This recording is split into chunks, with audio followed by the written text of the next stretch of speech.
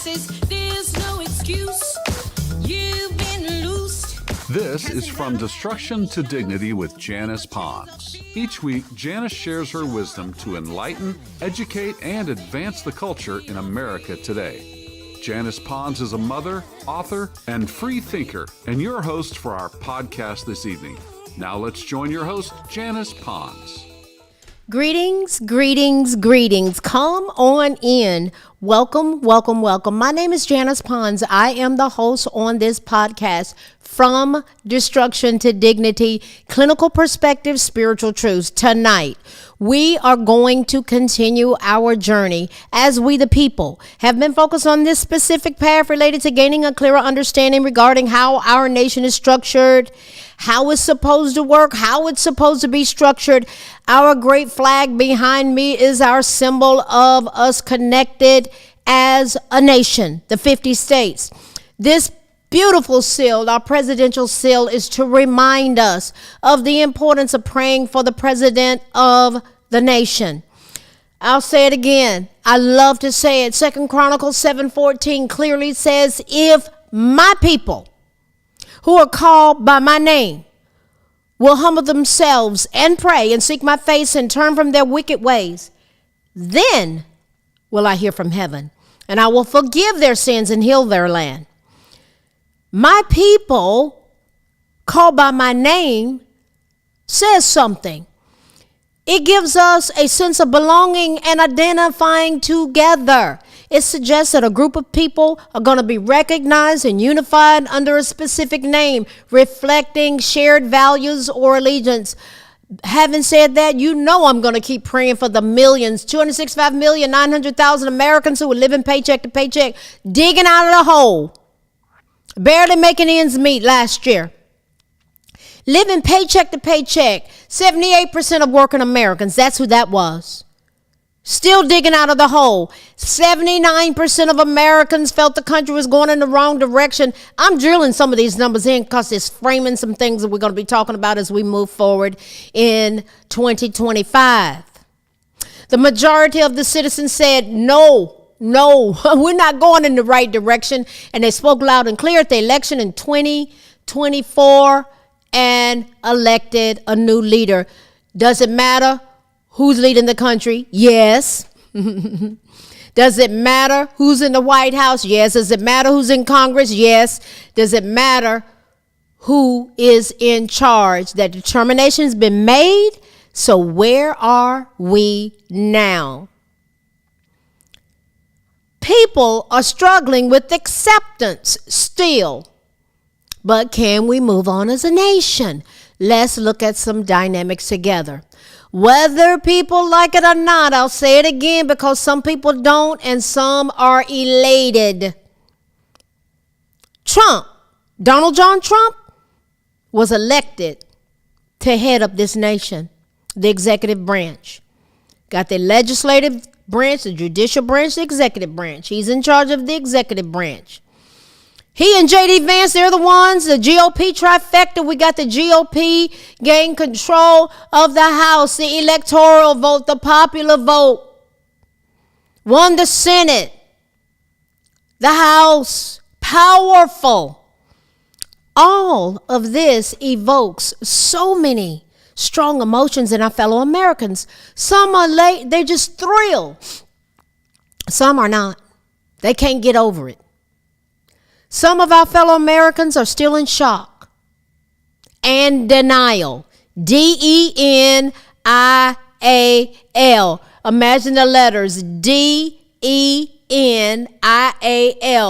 Don't even notice I am lying.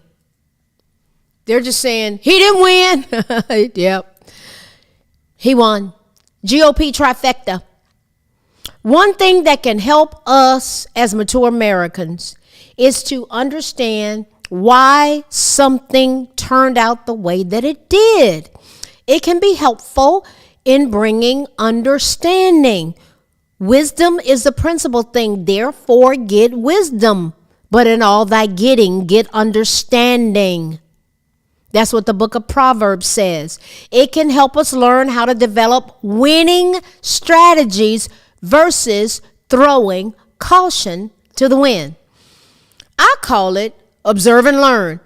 I'm a director where I work, and there are certain things start unfolding. I look at everybody, I say, observe and learn. Observe and learn. We need to pay attention. Observe and learn. And then in my department, we sit down and we dissect what we observe and we talk about what we learn. Mature people can grow and improve together. The daughter-in-law of Donald Trump, Laura Trump, recently spoke. Well, it was it was a little while ago, a few weeks ago, and I really dissected what she said, and it really caught my attention.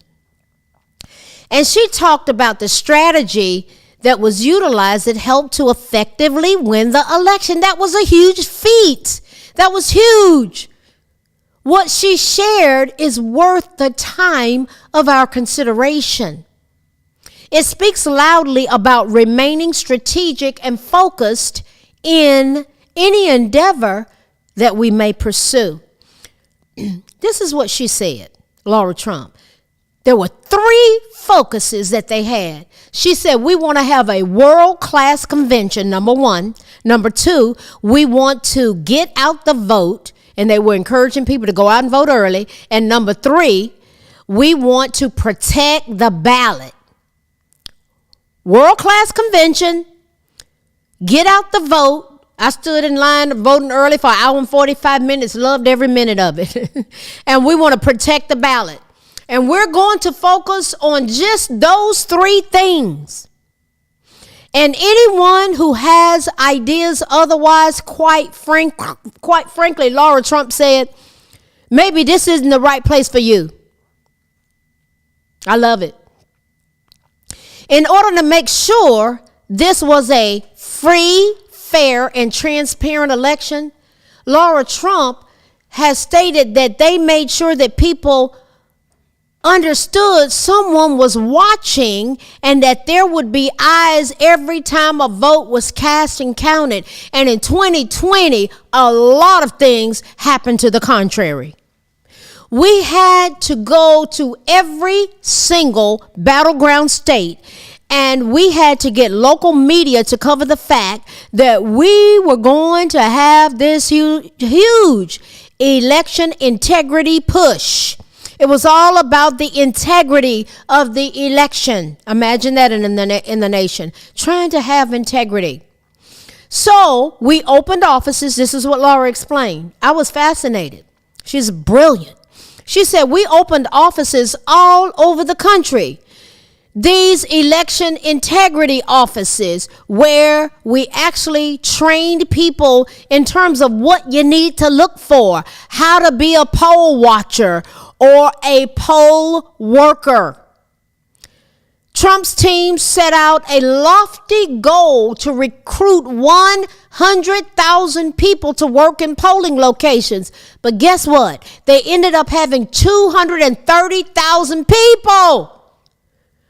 They also got 6,500 lawyers to identify potential problems and deal with those problems if they occurred. They were right there, boots on the ground. I saw some things unfolding on during early voting. And those lawyers, they were right there swinging with, okay, wait a minute, hold on. What do you mean they can't vote? What do you mean you're cutting off voting at 2:30? Oh, yeah. Most of these people, by the way, Laura Trump pointed out, Eric Trump's wife, she said they were volunteer attorneys. And she added, we're obviously very pleased with our outcome. Some of the lawyers that work for the campaign, almost every smart conservative attorney that works in media and politics was a part of this, which is to say a lot of a very impressive group of people that got together in one accord. Wow. I'm impressed. I'm impressed. This speaks loudly to me regarding what we can do as a nation. So from a clinical perspective, it brings us to considering why winning strategies in leadership is even important. There's power in leadership, and there's power in effective planning and strategies. Guys, what would happen if we teach this to our children and youth in our great nation instead of focusing on rap songs, bumping, grinding? Like, that's what the Harris campaign will focus on. With that stallion woman, Megan Thee Stallion, out bumping and grinding, and the words of that song went out. Oh my God, look up the words of that song. And I was like, this is the focus? Bumping and grinding, rap songs. It wasn't enough. As a matter of fact, it turned people off and they walked out. I mean, does it even matter what a leader knows? Does it matter what they're focused on? Can't we just get along so we can move along? What's important? See, listen, guys, people still have not come to the realization of why Kamala Harris lost. There's some, they're in denial. DENIAL. Don't even notice I am lying. She didn't have effective strategies in so many areas. She couldn't answer basic questions in so many areas. Does leadership with winning strategies give us a sense of security as human beings? Do we need a sense of security in our nation? Why does that even matter? To establish a strategy for winning, let's consider this. Conducting a thorough analysis of your situation, including your strengths and weaknesses, identifying your target group, analyzing your competition, defining a clear value proposition, set specific goals. This is how I run programs, clinical programs. I love this stuff because it works.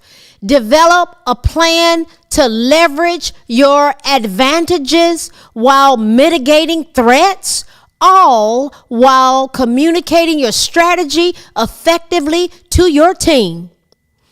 Essentially, this involves performing a SWOT analysis, SWOT. What does that stand for? Strengths, weaknesses, opportunities, and threats. Understanding your market, who are you trying to reach? And creating a very unique selling point to stand out from competitors. Listen, rapping, bumping and grinding didn't get it when people didn't know how they were going to get gas and pay for groceries. Barely making ends meet. Key steps to creating a winning strategy. Guys, we can turn this nation. God, we have such an awesome opportunity. Define your goal and vision. What would happen if we defined our goals and visions as a group? Clearly articulate what successes look like for your project, whatever you're working on. Us coming together as one. Us forming a more perfect union. That's what our preamble says, which means us flowing together as one. Or as a business, as a group, as an organization, as a nation. Including specific objectives and desired outcomes. Suppose we got on the same page as a nation in our homes like this. Teaching our children how to think this way. When I was raising my son, we did that solution-focused problem-solving model, the 6-step model. It was on the wall. I taught him how to think this way. I don't know what to do, Mom. Well, let's go to the wall, baby. What step are we on right now? Yeah, I did a whole podcast on that. We have specific objectives and desired outcomes, and I taught him how to think that way. Who, what, when, where, how, and why. Teaching our youth and our country, instead of this bumping and grinding and all this foolishness, and all the addiction and all the lasciviousness and lust and so focused on gender and sexuality. What would happen if we taught and focused on the SWOT analysis, SWOT. Analyze your internal strengths and weaknesses along with external opportunities and threats in the market, the group, what you're trying to accomplish. What are you focused on to identify areas for growth? Not trying to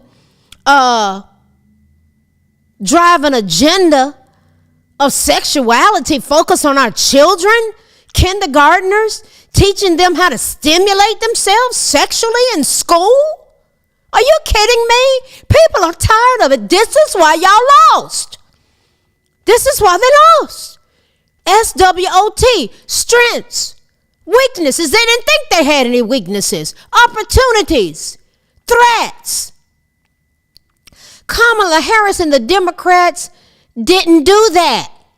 It cost them. Identify your target market people. We the people of the market.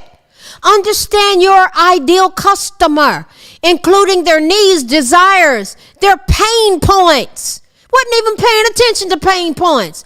Tailor your strategy to that. That's what Trump did. Analyze the competition. Study your competitors' strengths and weaknesses to identify areas where you can differentiate and gain a competitive edge. They never had it.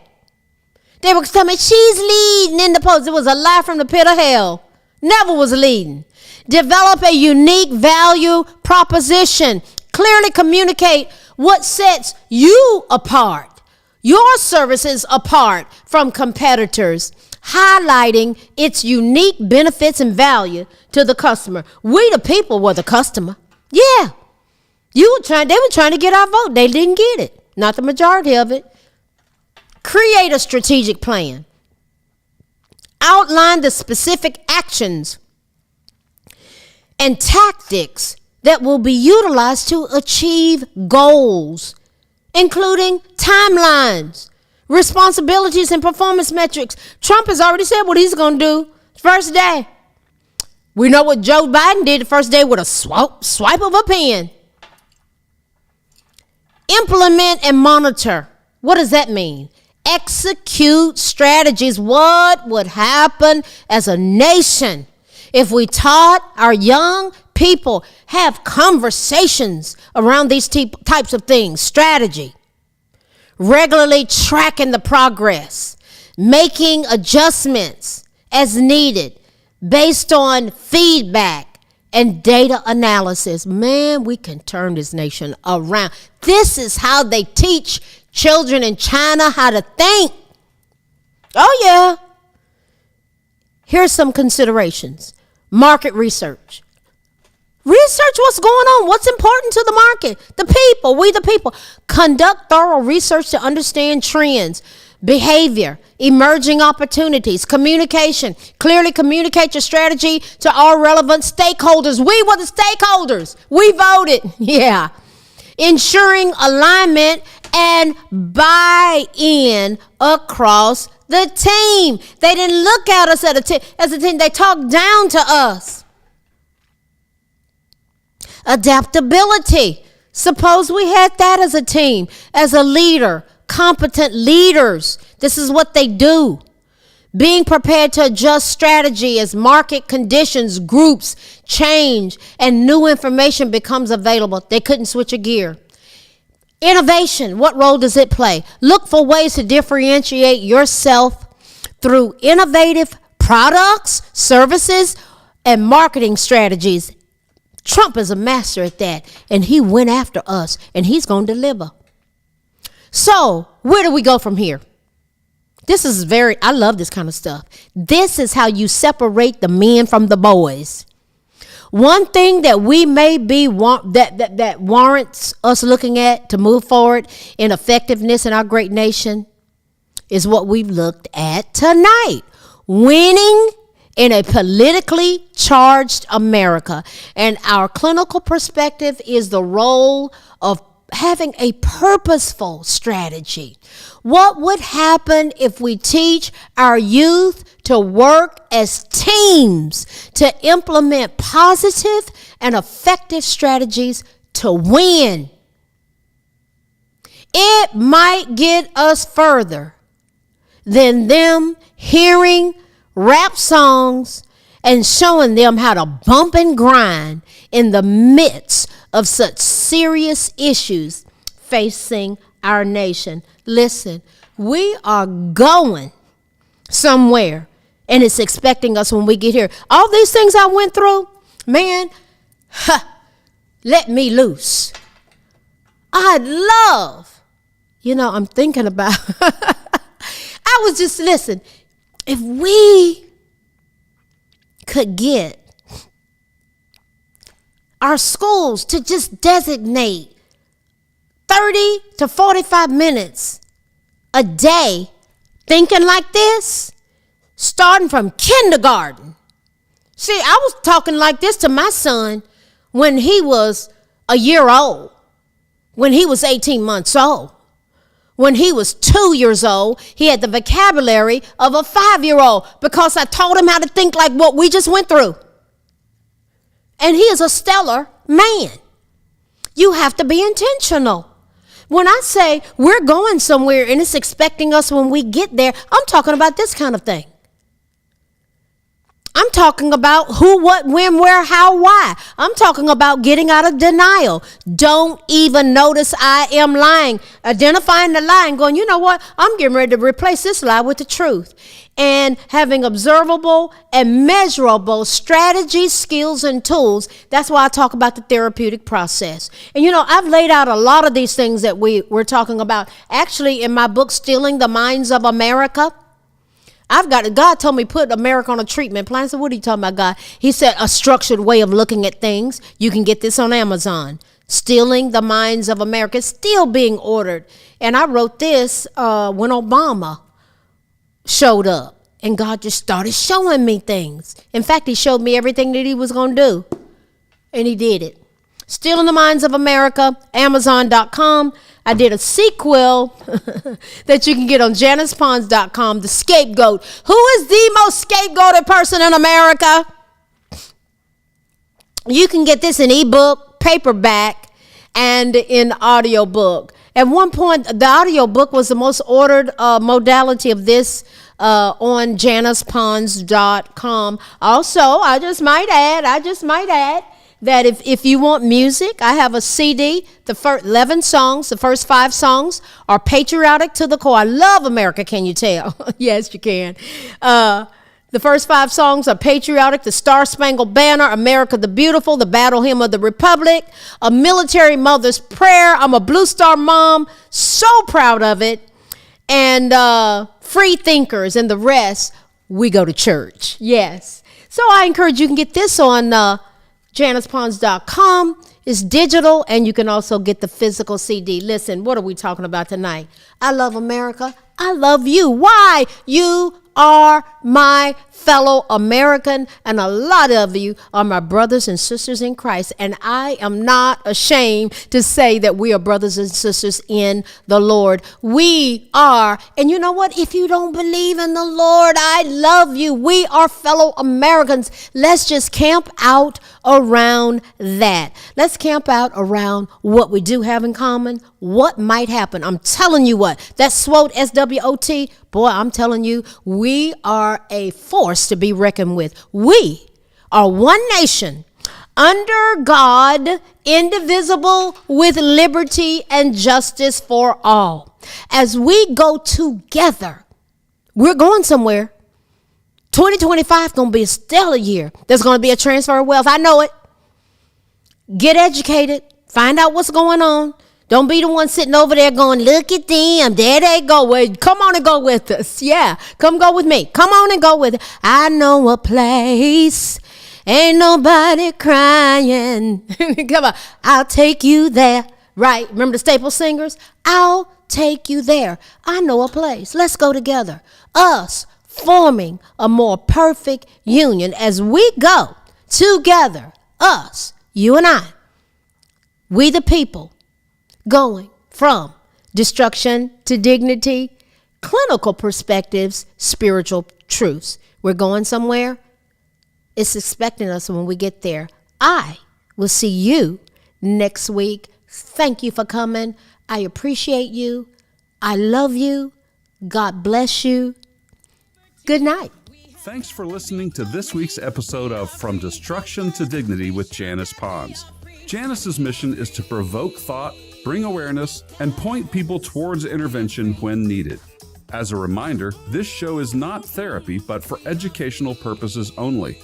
For more information, check out JanicePons.com or follow her on social media. We are one power, strength is ours, liberty, been set free, education, affirmation, dedication, information, revelation.